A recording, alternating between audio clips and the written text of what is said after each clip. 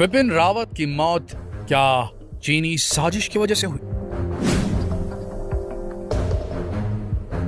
देश भर में इस दुर्घटना के बाद कयास लगने शुरू हो गए हैं। कोई खुलकर बोल तो नहीं रहा, लेकिन सबको संदेह है कि कैसे इतने बड़े देश का, भारतवर्ष का CDS चीफ डिफेंस पर्सनल इस तरीके से एक हेलीकॉप्टर दुर्घटना में, वो भी दुनिया के सबसे एडवांस ट्रांसपोर्ट VVIP हेलीकॉप्टर से क्रैश होकर इस तरीके से उनका निधन हो सकता है। ये कैसे पॉसिबल है?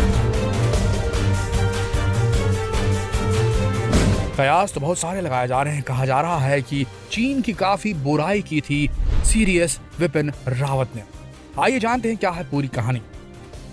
बुधवार को हुई सबसे बड़ी हेलीकॉप्टर दुर्घटना ने आज पूरे भारतवर्ष को हिलाकर रख दिया है, लेकिन इसके पीछे कौन जिम्मेदार है, क्यों ये दुर्घटना हुई, इसका पता अब तक नहीं चल पाया है।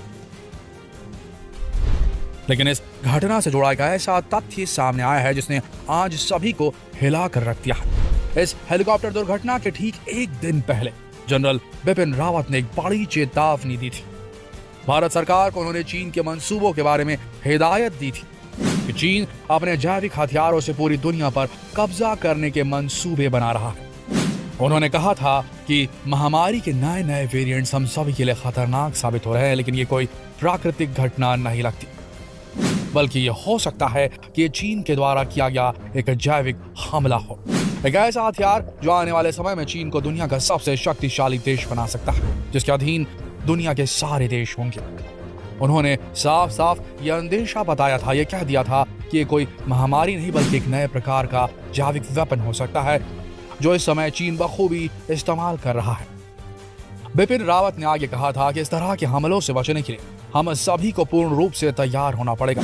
हमें पहले ही अपनी सुरक्षा करनी पड़ेगी, तभी जाकर हम इन जैविक हथियारों का सामना कर सकते हैं। लेकिन हैरानी की बात यह है कि जिस दिन उन्होंने अपना ये भाषण दिया था, उसके अगले ही दिन एक हेलीकॉप्टर दुर्घटना में दुर्भाग्यवश वो शहीद हो गए। ऐसे अनुमान लगाए जा रहे हैं कि एक चीनी साजिश हो सकती है। कयास लगाए जा रहे हैं क्योंकि जब देश का डिफेंस फोर्स ये कहने लग जाए कि ये कोई महामारी नहीं बल्कि एक जैविक हथियार है, तो जाहिर है दूसरे देश के कान जरूर खड़े होंगे। लेकिन ऐसा पहली बार नहीं है जब बिपिन रावत ने चीन के चेहरे से पर्दा उठाया था, बल्कि कई बार वो अपने भाषणों से ही चीनियों के परखच्चे उड़ा चुके हैं। 13 नवंबर जनरल रावत ने चीन को भारत के लिए सबसे बड़ा खतरा बताया था। सीमा पर लाखों जवानों की तैनाती और सैन्य नेतृत्व के बीच 13 दौर की बातचीत बेनतीजा रहने को उन्होंने चीन पर भरोसे की कमी बताया था।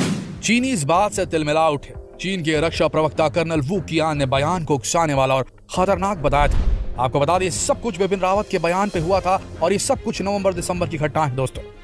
उसने आगे कहा था, चीन के प्रवक्ता ने आगे कहा था कि इस तरह के भाषण की वजह से राजनीतिक टकराव बढ़ने की आशंका हो सकती है। लेकिन बिपिन रावत ने इसका जवाब देते हुए कहा कि चीन केवल अपनी मनमानी चाहता है। उसकी माई वे और नो वे की नीति के सामने मजबूत भारत खड़ा है। हमने साबित किया है कि चीन हमें पीछे नहीं धकेल सकता, ऐसा बिपिन रावत जी ने कहा था। बिपिन रावत जी ने कहा था कि अब भारत के हालात 1962 जैसे नहीं। भले ही चीन को अंतर्राष्ट्रीय मंच और सैन्य मामलों में मजबूत माना जा रहा हो, लेकिन भारत भी कमजोर नहीं। आज 1962 जैसे हालात नहीं है। भारत की सैन्य ताकत कहीं ज्यादा मजबूत है। लेकिन बिपिन रावत के इस बयान पर चीन के विदेश मंत्रालय प्रवक्ता लू क्वांग ने बयान को तनाव बढ़ाने वाला बताया।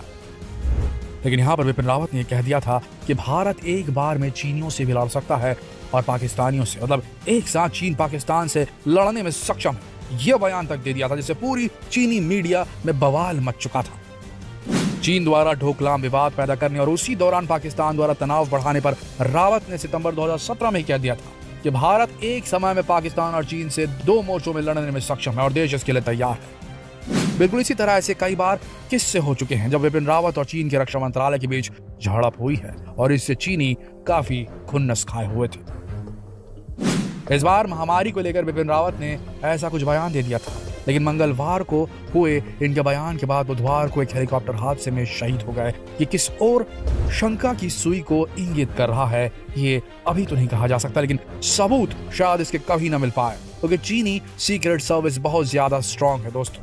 लेकिन अभी की स्थिति में भारत सरकार भी यही कह रही है कि जो भी हादसा हुआ, प्लेन जो क्रैश हुआ, जो हेलीकॉप्टर का क्रैश हुआ, वो मौसम की खराबी से हुआ। लेकिन आप खुद सोच के देखिए, एक ऐसा हेलीकॉप्टर जो VVIP लोगों को ट्रांसपोर्ट करने के लिए इस्तेमाल किया जाता था। खुद प्रधानमंत्री जिस हेलीकॉप्टर से यहाँ वहाँ जाते थे, अपनी यात्राएं करते थे, अपनी रैलियों को संबोधित करते थे, उस हेलीकॉप्टर का इतनी आसानी से क्रैश हो जाना बहुत बड़ी बात है।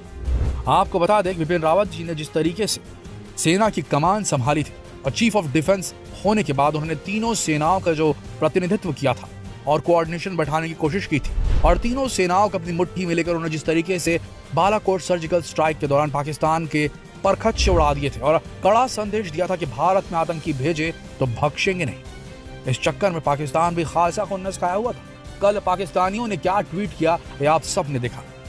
पाकिस्तानियों ने कहा, इस तरीके से दुर्घटना में अपनी प्रतिक्रिया दी, उसे देखकर समझ में आता कि वो कितने खुश हुए थे इस दुर्घटना को लेकर, जो कि बेहद निंदनीय है।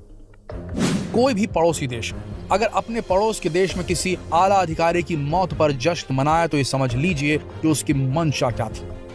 ये दुख की बात है दोस्तों कि आज भारत अपने पड़ोसियों से इस तरीके से घिरा हुआ है कि इसके पड़ोसी इस पर हमला करने की कोशिश कर रहे हैं। हमें पूरी तरीके से चाक चौबंद रहना पड़ेगा। शायद ये कभी बात सामने ना आए कि ये जो हेलीकॉप्टर हादसा हुआ बिपिन रावत जी के साथ और उन 14 लोगों के साथ में जो सवार थे उस हेलीकॉप्टर, ये दुर्घटना थी, ये नेचुरल थी या इसे प्लांट किया गया था, एक सैबोटाज था। शायद इस बात से कभी पर्दा न उठ पाए, लेकिन इतना तो तय है कि भारत को एक बहुत बड़ी क्षति हुई है। जिस भी पर्पज से हुई है बहुत बड़ी क्षति हुई है। इतना ज्यादा डेकोरेटेड ऑफिसर भारत ने खो दिया जिसके अभी और चंद साल बचे हुए थे, जिससे और सेना में सुधार होने थे, सेना और स्ट्रांग होनी थी, कोऑर्डिनेशन में एक नए लेवल पर पहुंचती। तीनों सेनाएं, जल थल नभ, तीनों सेना, एयरफोर्स और उसके बाद में मिलिट्री और उसके बाद में नेवी, इन तीनों के बीच जिस किस्म का कोऑर्डिनेशन कराने वाले थे बिपिन रावत, उससे भारत जो है, और ऊपर से मोदी जी का नेतृत्व जिन्होंने हथियारों को खरीदने के लिए पूरे खजाने खोल दिए थे। भले ही मंदी चल रही हो, भले ही रिसेशन चल रहा हो, भले ही देश में महामारी की स्थिति हो, किसानों का आंदोलन चल रहा हो, लेकिन सेना को मदद के लिए मोदी जी कभी पीछे नहीं हटे। इनका जो कॉम्बिनेशन था, अमित शाह, मोदी जी और बिपिन रावत, इसे पूरी तरीके से डिसरप्ट कर दिया गया है।